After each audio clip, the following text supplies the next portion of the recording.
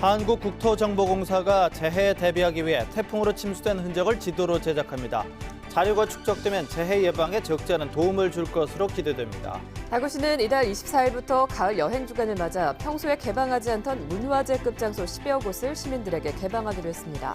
정부가 쌀값 안정을 위해 중장기 쌀 대책을 내놨는데 농업계가 요구해온 생산 조정제 도입이 빠져 논란이 되고 있습니다. 칠곡군이 우리나라 최장 순례길인 한티 가는 길을 만들어 지난달 개통했는데 순례길 일부 구간이 교통사고 위험에 노출돼 개선이 필요합니다.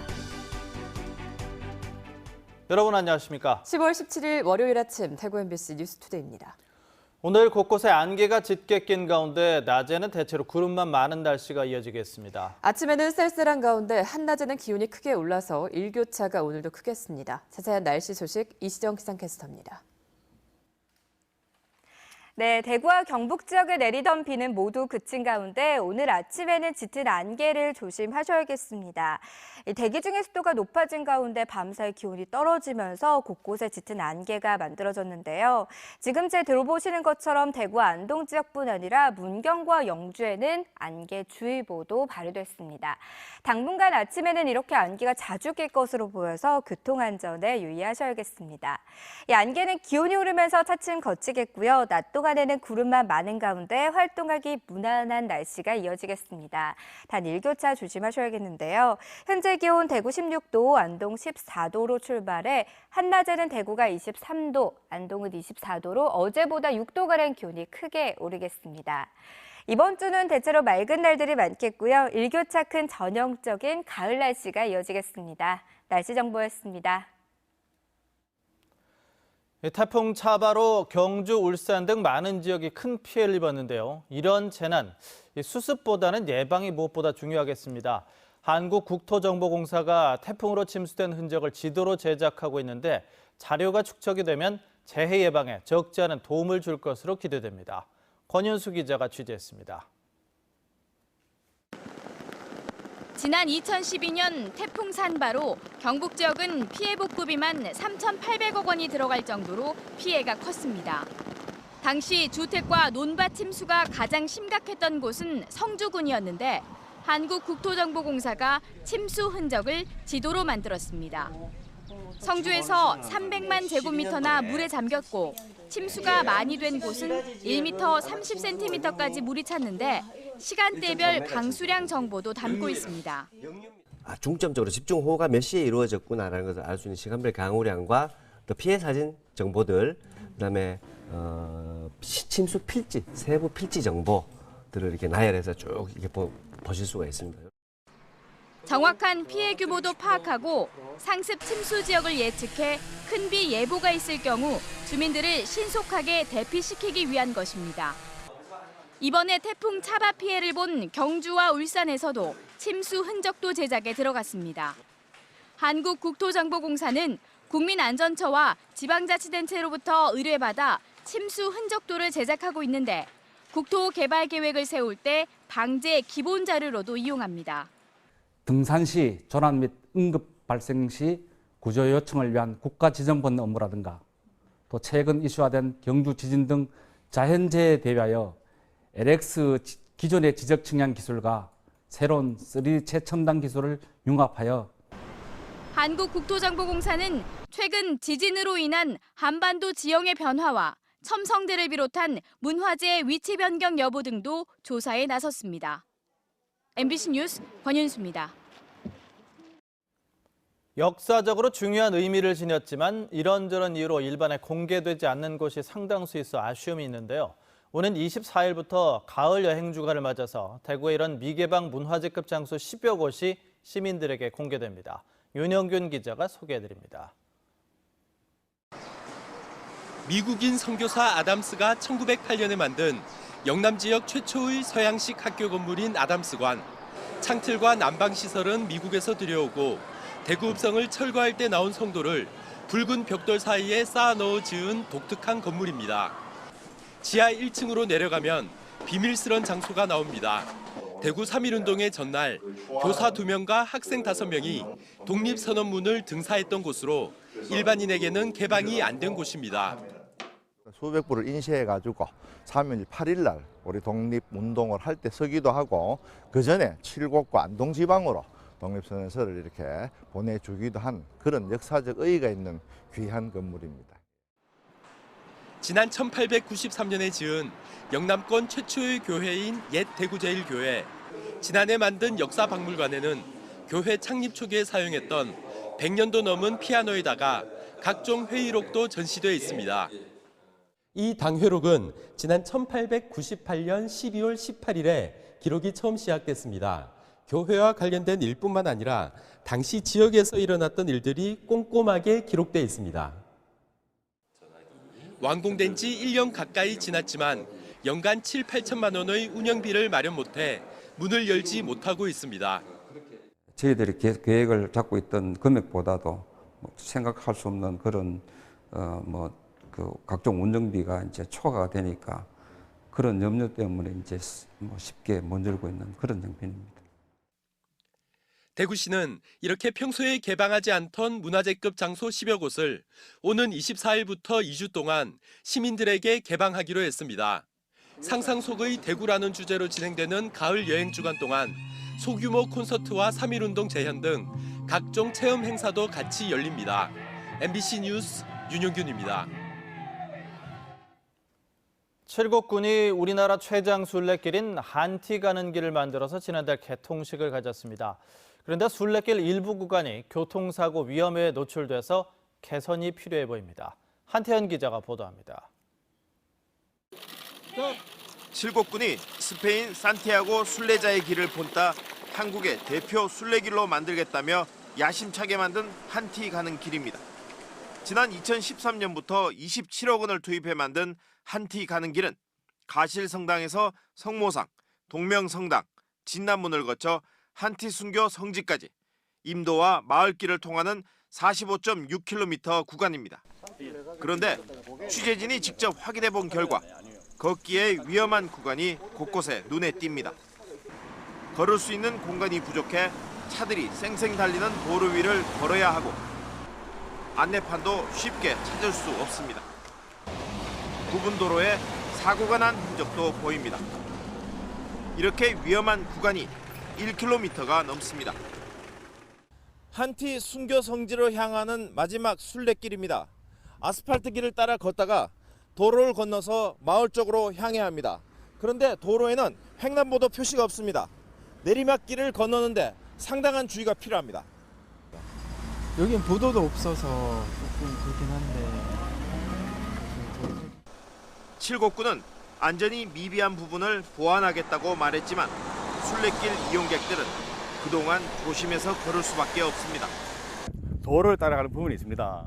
그런 안전적인 문제를 위해서 저희들이 도로 옆에 숲이 있으면 그 숲으로 이제 길을 다시 내가지고 병인 순교 150주년을 맞춰 개통식을 앞당기다 보니 순례길 이용객들의 안전은 뒷전이었습니다. MBC 뉴스 한태현입니다. 청탁금지법, 이른바 김영란법이 시행된 지 보름이 넘었는데요. 공직사회는 물론 기업이나 대학 등에서도 접대 문화 등 사회 분위기가 많이 바뀌고 있습니다. 임재국 기자가 보도합니다. 포항철강공단 인근의 한 식당입니다. 사람들로 북적여야 할 점심시간이지만 식당 안은 그리 복잡하지 않습니다. 경기 침체에다 청탁금지법이 시행된 이후 외식을 자제하기 때문으로 보입니다. 식당 운영 실정은 힘든 정말 실정이지만 손님들께서 저가의 메뉴를 많이 원하시는 것 같아서 지금 저렴한 가격으로 공급하는 메뉴를 중점적으로 준비하고 있습니다.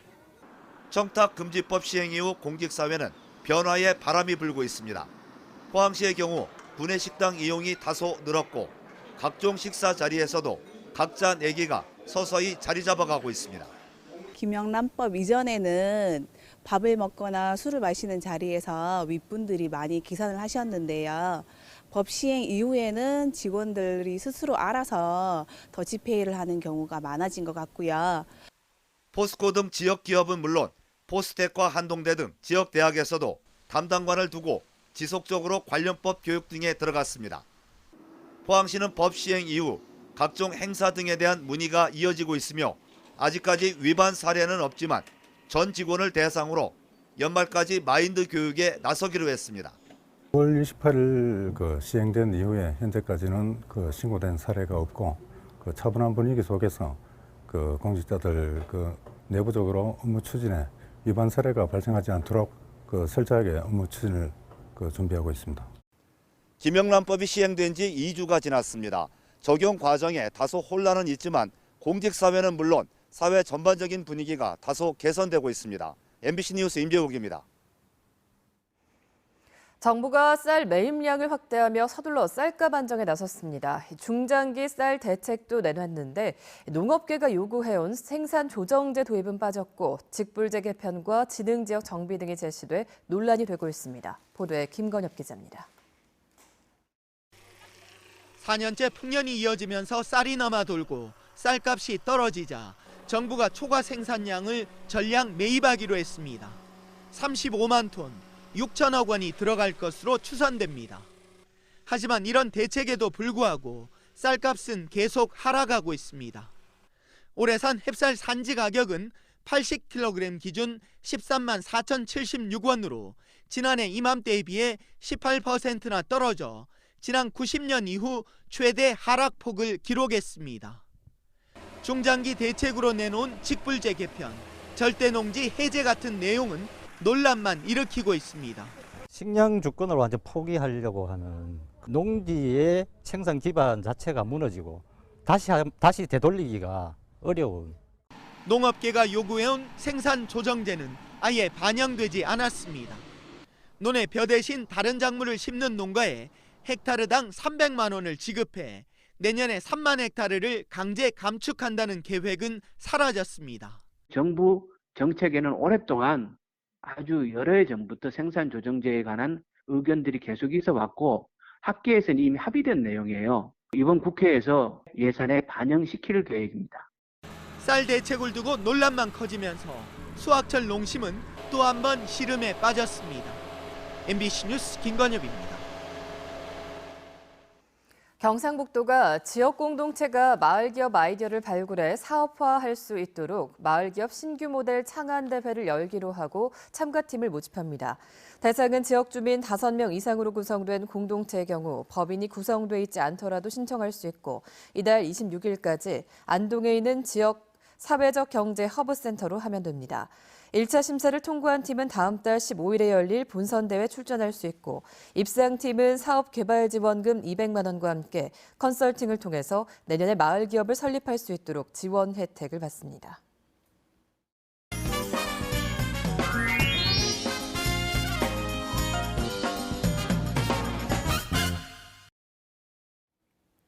영호남 교류와 협력을 앞당기기 위한 영호남 교환 뉴스입니다.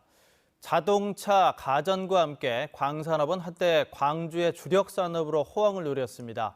하지만 지금은 그 위상이 많이 추락했다고 하는데요. 우리 대구시가 타산지석으로 삼아야 할 것으로 보입니다. 광주문화방송 정용욱 기자가 보내왔습니다. LED를 이용해 수술용 전등이나 피부 재생기 등을 생산하고 있는 광 기반 의료기기 제조업체입니다. 광수동 소자나 광코드 등 광통신 부품이 주력 품목이지만 최근 의료기기 분야로 영역을 확장했습니다. 위기에 처한 광산업의 틈새 시장을 개척해서 생존을 도모하기 위한 겁니다. 광을 기반으로 한 새로운 의료기술들, 의료기기들을 제조하는 것이 향후에는 주요한 사업이 될 것 같다는 판단해서 이제 그런 연구개발들을 한 4, 5년 정도 진행해서 새로운 제품들이 나오고 있는 중입니다. 광주 지역 광산업이 고전하고 있습니다. 지난 3년 동안 업체 수는 20% 감소했고 전체 매출과 고용 인원도 크게 줄었습니다. 지난 2012년에 정부의 광케이블망 보급 사업이 사실상 끝난 데다 중국산 저가품과의 가격 경쟁에서 밀리면서 위기를 맞고 있습니다. 업계 내부적으로는 단가 인하 경쟁이 가속화되면서 제살깎기식의 과도한 경쟁으로 출혈이 만만치가 않았습니다. 가격 경쟁력에서 우리 광산업 제품들이 경쟁력을 극복하지 못하는 그런 것들 때문에 아마 매출도 줄어들고 있고 경쟁력이 떨어지고 있는 것으로 판단이 됩니다. 또 지역 기업들이 영세하다 보니 해외 수주나 신기술 개발에 한계를 보이고 있는 것도 어려움을 가중시키고 있습니다. 게다가 광주시의 산업 지형이 자동차와 에너지 분야로 빠르게 재편되면서 한때 주력 산업으로서 전성기를 누렸던 광산업은 그 위상이 추락하고 있습니다. MBC 뉴스 정용욱입니다. 다음은 부산문화방송에서 보내온 소식입니다. 가을 결혼 시즌을 맞아서 웨딩 업체들의 상술 때문에 예비 신혼부부들의 피해가 끊이질 않고 있다고 합니다. 이런 문제 비단 부산만의 문제는 아니라서 우리 지역 신혼부부들도 주의하셔야겠습니다. 부산문화방송 박준호 기자입니다. 30대 직장인 윤영희 씨는 내년 2월 결혼을 앞두고 분통이 터집니다. 결혼 전문 업체의 강요로 원치 않았던 스튜디오 촬영을 한 데다 바가지 패키지 상품에 현금 결제까지 해야 했습니다. 스튜디오 촬영이랑 드레스, 메이크업 이렇게 따로따로 구매하기도 힘들고 따로 구매하게 되면은 훨씬 가격이 올라가는 경우도. 부산 YWCA가 결혼 전문업체 180여 곳의 영업 실태를 조사한 결과 상술이 극에 달했습니다. 일부 업체는 상품 가격을 비싸게 부풀린 뒤 마치 이를 할인해 주는 것처럼 예비 부부를 속였습니다. 카드 결제나 현금 영수증을 요청하면 추가금을 요구하거나 취소하면 계약금도 돌려받지 못했습니다. 특히 부산 업체들은 견적서 세부 항목을 고객이 아예 알아볼 수 없게 해놨습니다. 세부적인 부분에 대해서 가격이 실제 원가가 얼마인지 알 수 없는 부분이 많더라는 거죠. 결혼 전문 업체에 대한 불만 제기는 부산에서만 해마다 300건 안팎에 달했고 이 중 절반은 분쟁 해결에 실패했습니다. 취소 요구한 날짜에 따라서 배상액이 다르기 때문에 가급적 빨리 취소를 하시는 게 피해를 줄일 수가 있겠습니다. 또 구두로 합의한 내용이라도 반드시 계약서에 기재를 해두면 또 다른 갈등과 피해를 줄일 수 있습니다. MBC 뉴스 박준호입니다.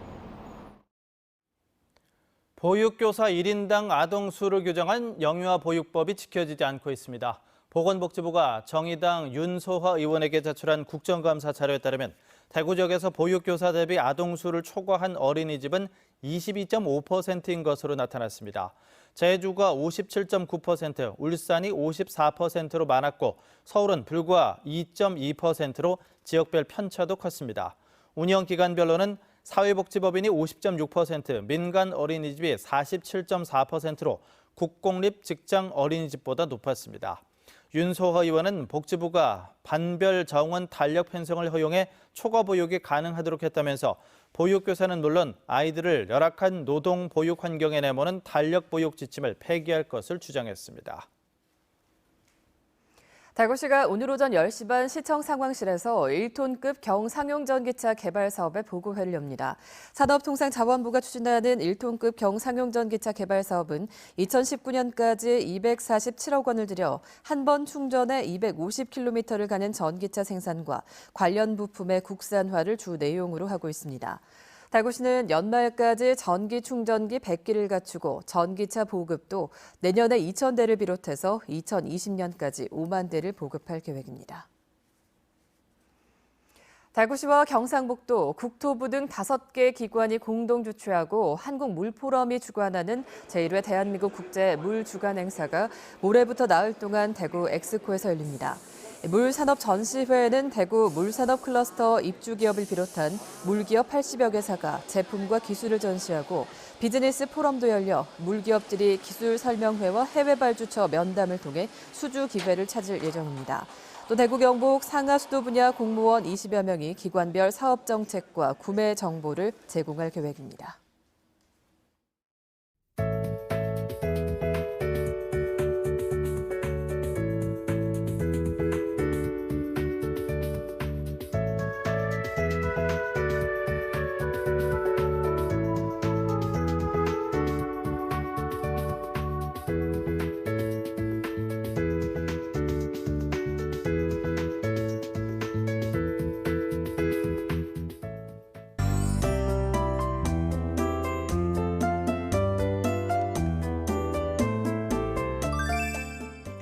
대구와 경북 지역에 내리던 비는 모두 그친 가운데 오늘 아침에는 짙은 안개를 조심하셔야겠습니다.